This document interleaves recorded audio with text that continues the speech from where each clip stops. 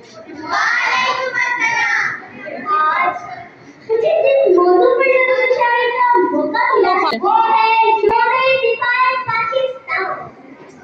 शहीदों के लहू से जो जमीन से राख होती है, शहीदों के लहू से जो जमीन से राख होती है, वही सरखेज होती है, वही शादाब होती है।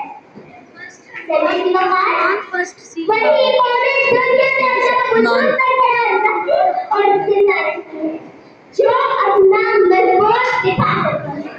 जी हाँ जनाब वाला, हमारे मुल्क पाकिस्तान की कौम ने भी 6 सितंबर 1965 की रात वह एलानिया जंग का मुकाबला करके ये साबित कर दिया कि वो दुश्मनों को मुंहतोड़ जवाब दे सकते हैं।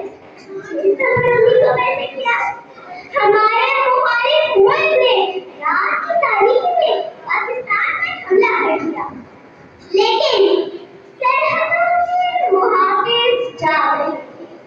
ये वो दिन था जनाब वाला, जब एक हीरे ने शेर के पिंजरे में हाथ डालने की कोशिश की थी।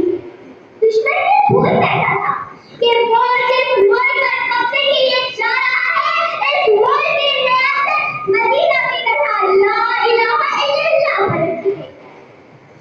सभी गवार जब हम तारीख के और आप पढ़ कर देखी ऐसी लातादार मिसालें मिलती हैं जो ये साबित करती है कि पता लहू मांगती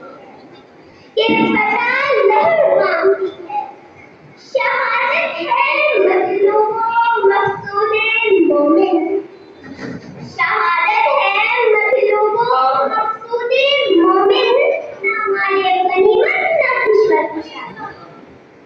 चले की बात नजर फटी ऐसे मालूम और बहुत से जाबाज शहीदों ने अपनी जान का नजारा देकर दुश्मनों के नापाक इरादों को नीस्तो नाबूद कर दिया और दुश्मनों को ये बयान बनाया कि दुश्मन की कदम आएगी दरपाक वतन में, दुश्मन की कदम आएगी दरपाक वतन में, हम उसको सुला देंगे मट्टी के कफन में।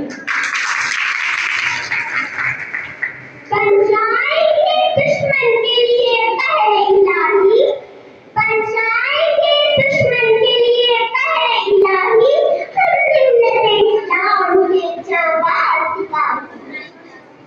चलिए की बात पाकिस्तान जिंदा है और कयामत तक जिंदा और जागृत रहेगा।